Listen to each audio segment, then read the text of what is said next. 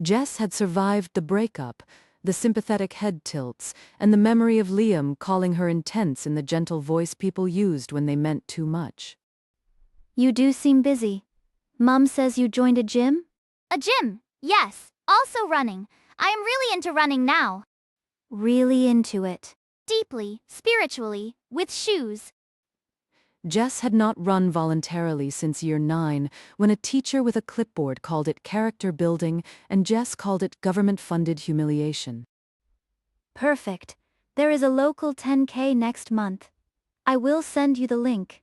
Great, love that. Very normal distance. Basically a walk with consequences. The next morning, Jess approached a treadmill with the cautious hatred usually reserved for printers. 5 minutes. Anyone can jog for 5 minutes. Children do it, Labradors do it, people in deodorant ads do it while smiling.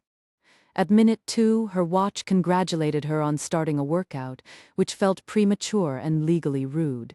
Do not patronize me. Wrist rectangle, I am pacing. At minute 3, Jess reduced the speed, increased her resentment, and remembered Liam's fresh start post with a woman whose hair looked emotionally regulated. This is not cardio. This is grief with incline. Welcome to the beginner group. Today is about effort you can repeat, not effort that makes you see your ancestors. Hypothetically, how much ancestral contact is acceptable for week 1? Depends on your training goal. Mine is avoiding heroic collapse. You have a spreadsheet voice.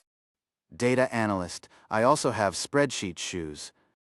Owen was not fast. That was the first thing Jess noticed. The second was that he did not seem ashamed of it. Pair up for easy intervals. Jess, Owen can show you the route. Excellent. I love being supervised by a man with formulas. Why are we going this slowly? Because the goal is finishing the session, not winning the first lamppost. That lamppost looked smug. Most infrastructure does, if you project enough. Try this. If you cannot complain out loud, slow down. I can always complain out loud. Then you are a natural endurance athlete. Nice work out there. First wet run is always a personality test. I passed. My personality is damp and hostile. Consistent data point. Do you log everyone like this? Only when they threaten street furniture. Everyone drank coffee and pretended they had enjoyed the run, which appeared to be the social contract of recreational suffering. Jess, you will be fine for the 10K if you do not sprint every time your pride twitches. My pride is not twitching. It is cross-training. 2 weeks in, Jess had learned that hamstrings were real, recovery mattered, and Owen had a way of helping nervous beginners without making himself the hero of the room. I thought improvement would feel more dramatic. It usually feels boring before it feels obvious. That sounds personal. Bad year. A few years ago. Running was the first thing I could measure that did not ask me to be impressive, or brave, or honest about wanting anything. So this whole calm man with pace charts thing is not your factory setting? No. My factory setting was eating cereal over the sink and pretending inbox 0 was a personality. Honestly, that is the most intimate thing anyone has ever said beside a foam roller. Owen laughed, not politely this time, but fully enough that Jess forgot to look away. The moment landed between them, warm and startled. Beautiful emotional progress, team. Now, Jess, put that foam roller under your calf unless you want stairs to become a legal dispute. And romance is dead again. Very efficient.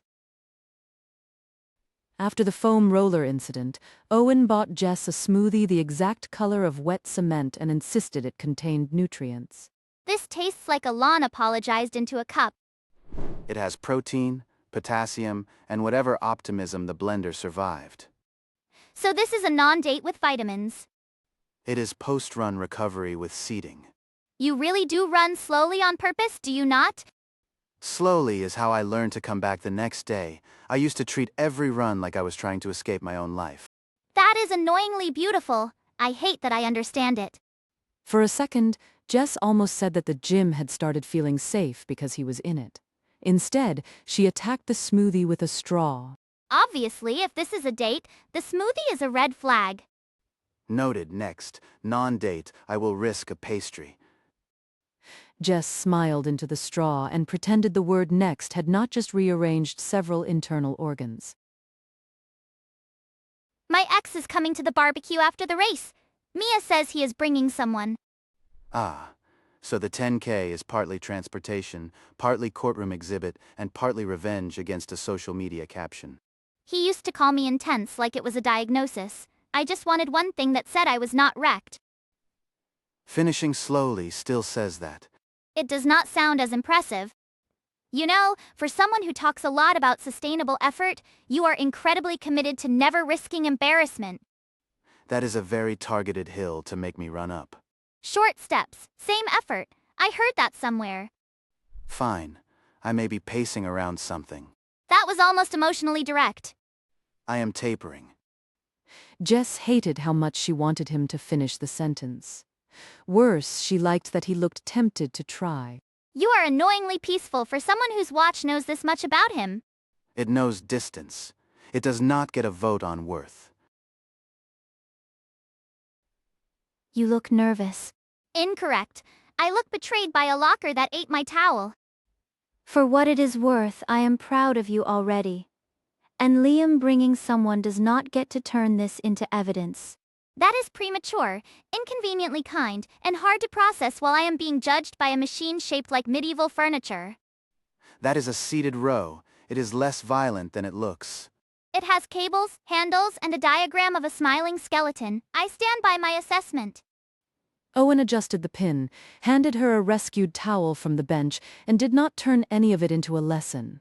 The gym, somehow, had become the place where Jess could be ridiculous without losing ground. I checked the course. There is a slight hill after 7 kilometers. You will want to swear there. I have been preparing my language. At the water fountain, Mia handed over Jess's race bib. Owen held the safety pins like they were delicate instruments, and Jess discovered she was no longer pretending not to want him nearby. Run the first kilometer slower than you want. Then do that 9 more times. Remember, easy start, steady middle, strong finish, and nobody race the inflatable arch. The arch and I have history. Jess. Fine, I will respect the arch. At 2 kilometers, Jess wanted to speed up. At 5, she wanted to quit. At 7, she found the hill and used every word she had trained. This hill is emotionally underqualified. Short steps, same effort. You are doing it. Do not make me cry. I need this moisture for survival. Owen stayed beside her until the final turn, not pulling, not pushing, just keeping the pace honest. Jess finished slower than expected, slower than hoped, slower than the version of herself who still believed healing should be cinematic and sweatproof. Jess, you did it. I did. I hated several minutes individually, but I did.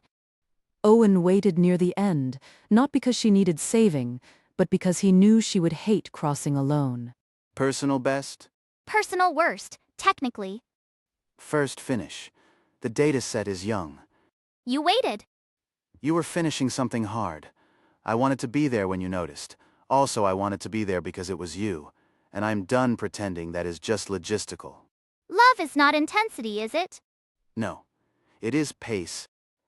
Jess took his hand, still sweaty, still ridiculous, and finally not trying to outrun herself.